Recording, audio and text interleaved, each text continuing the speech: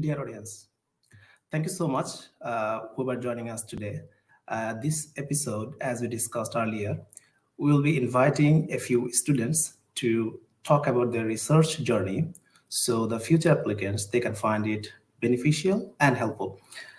They will be sharing all the problems they faced over the years, when they started their PhD and then later when they managed to secure their PhD.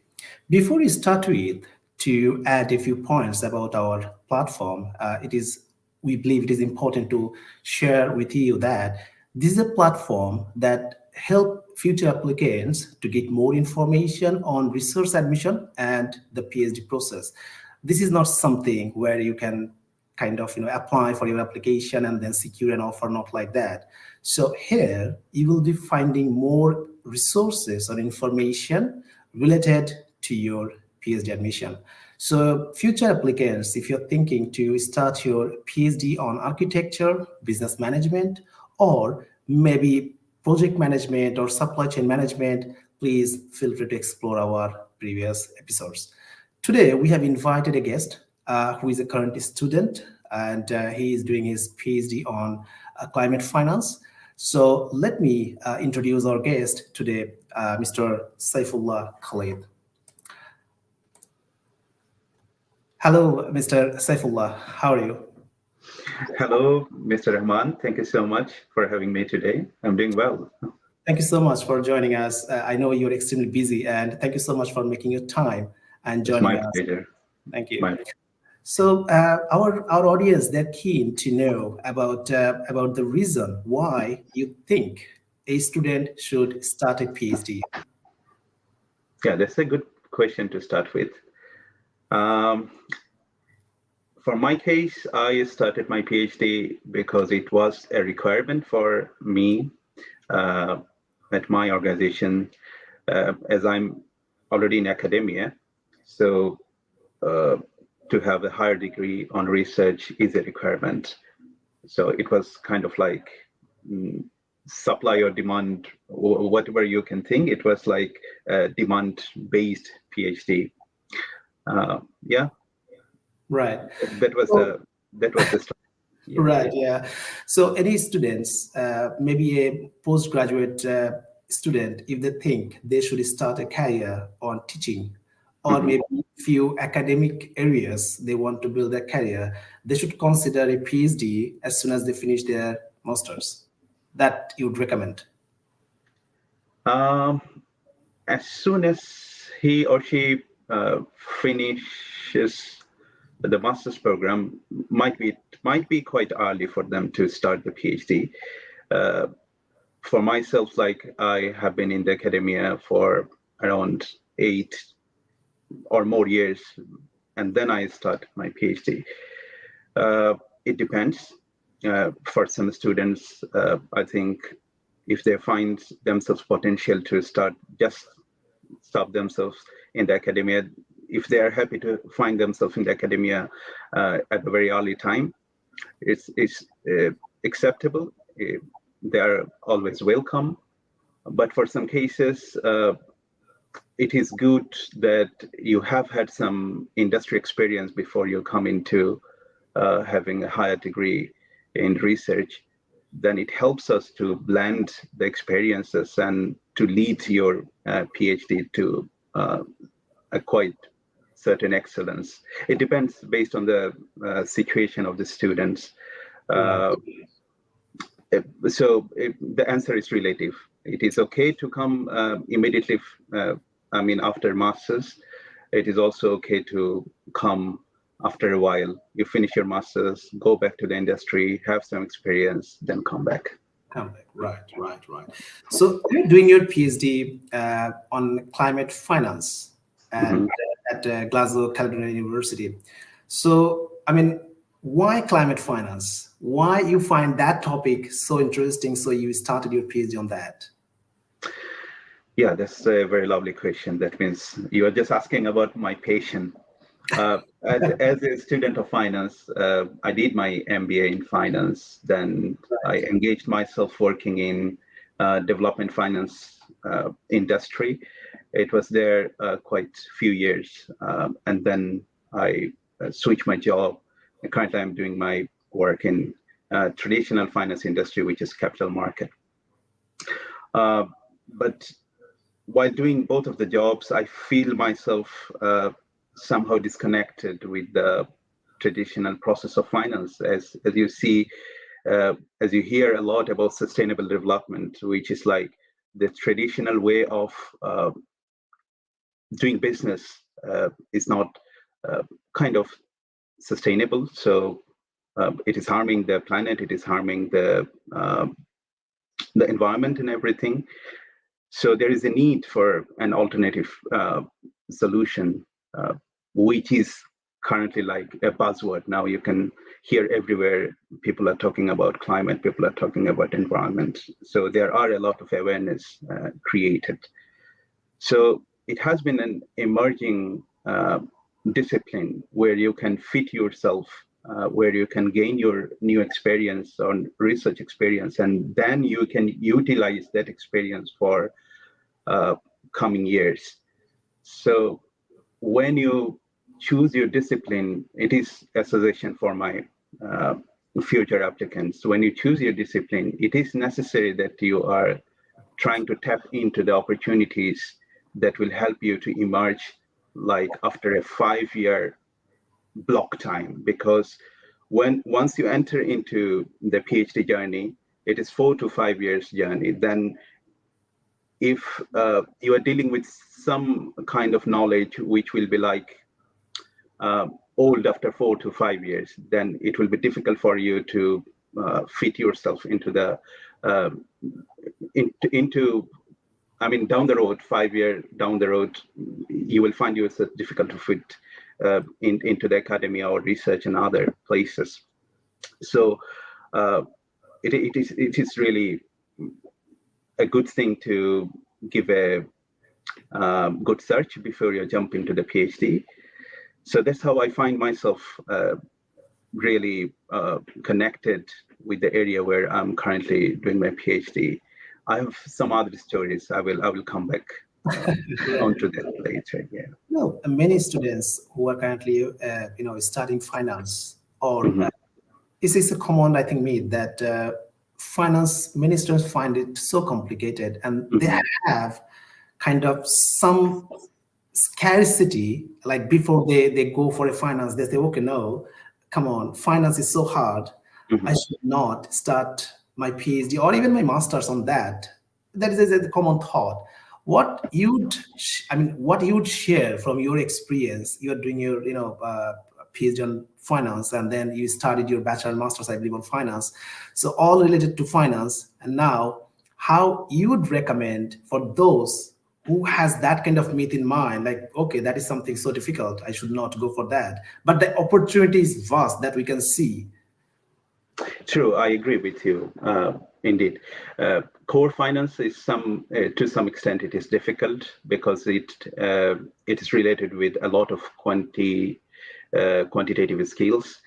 So the area where currently I'm doing my PhD, it is a blend of the traditional finance and also some other disciplines. So there are room for adopting with some other existing disciplines in your PhD studies. It's very wide open when you do the PhD. It's not like something stereotyped that you have to do your PhD here. So there are other scopes, there are other rooms. Where I'm doing my PhD, I have a lot of scopes to adjust the qualitative skills beyond the quantitative skills. So it is not, not purely quantitative. It is not purely dealing with the numbers. It is also dealing with the people. It is also dealing with the policies and all other things. So it depends on the interest of the students. Some students, they just love to crunch the number. They're happy with all the statistical analysis and other things. They find it comfortable for them to do. For them, pure finance is okay. If some other students, they think that it is scary to just only look at the numbers, and they don't feel comfortable, and they feel more comfortable to talk with other people and do their PhD in that manner, So they need some qualitative element into their PhDs. So maybe they need to look for some schools, business schools. They have that qualitative aspect in their PhD, and they have that expertise in their schools.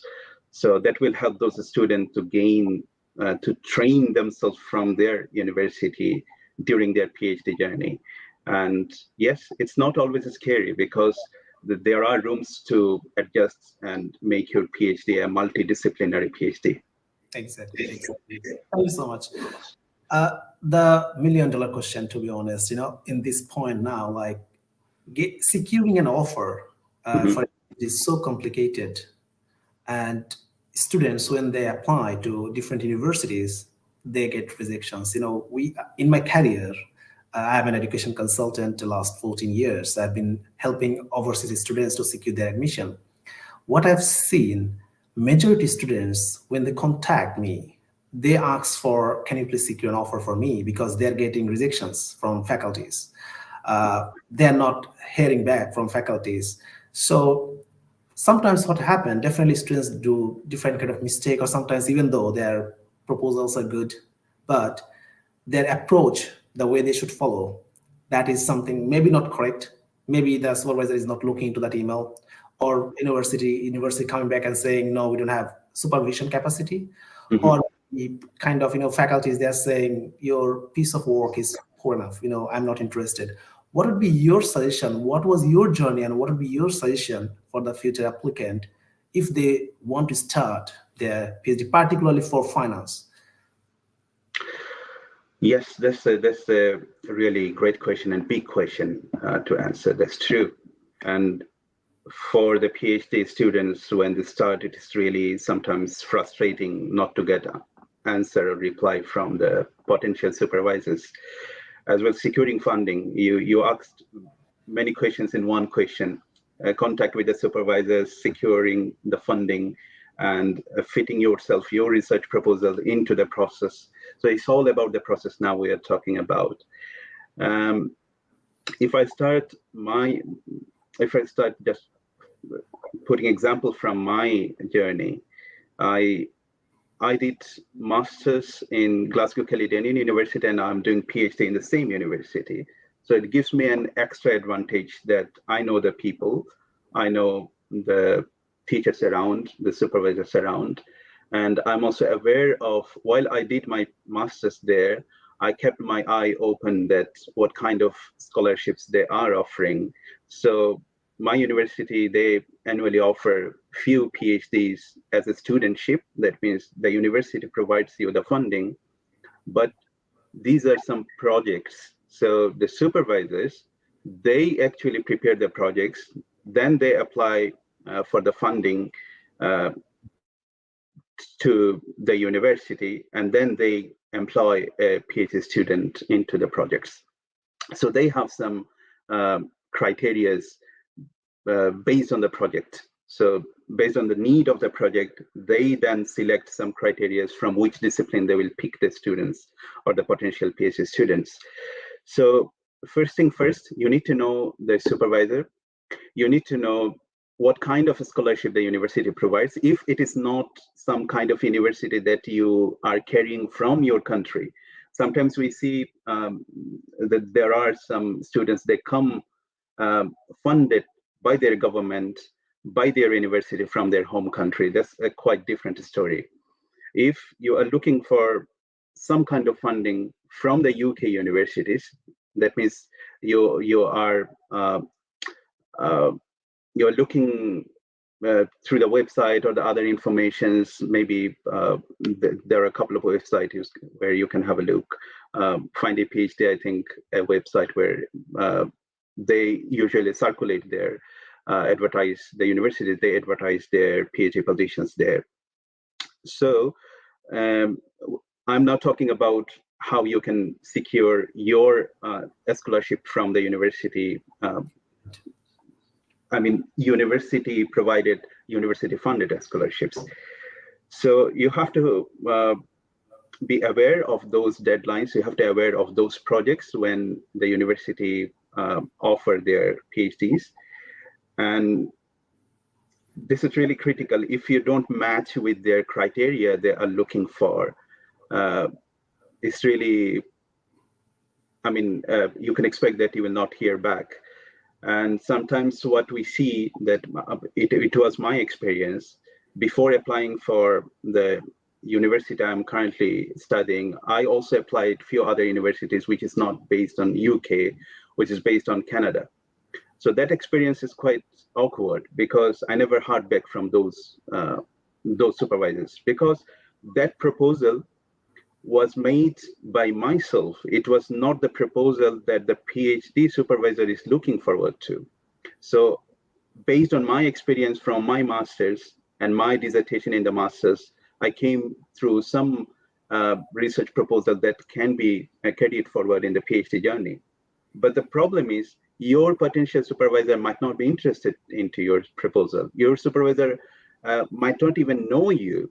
There are some reasons that they don't come back always. They don't reply the emails. And also, as you said, that they might be overloaded. They have a capacity with the teaching capacity, with the research capacity, maybe 3-4 PhD students. If they are occupied with all of those, there are no room to adjust one more PhD student in this year. So these are all important components that need to be clicked at the right time.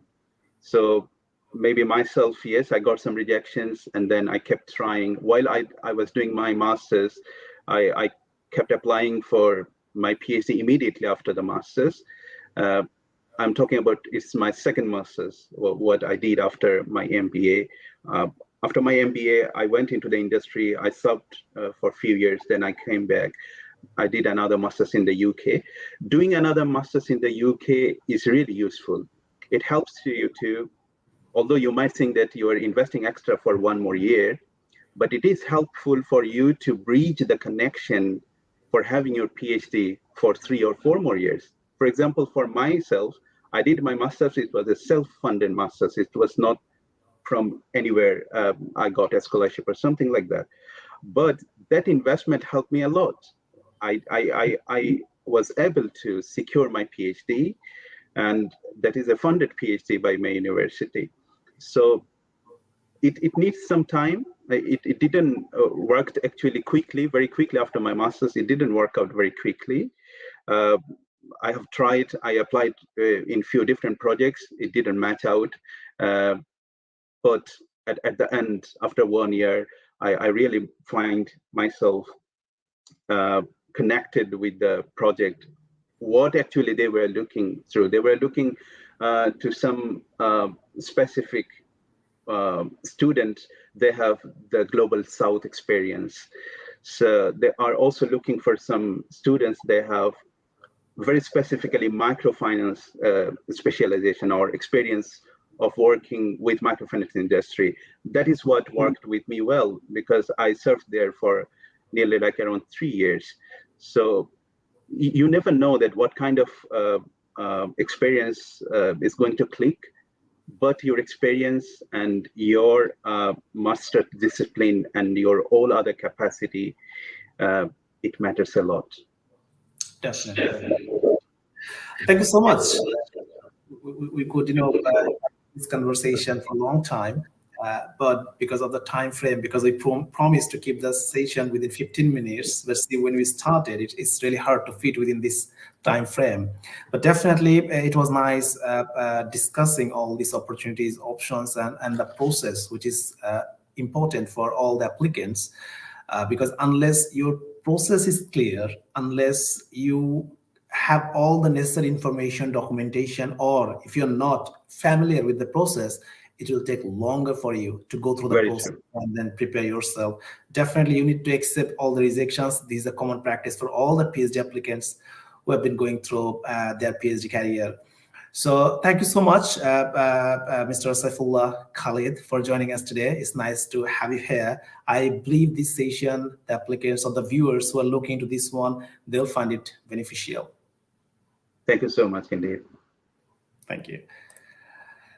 So dear audience, sorry we took a bit longer today's session because we believe all the information was really helpful and you'll find it beneficial.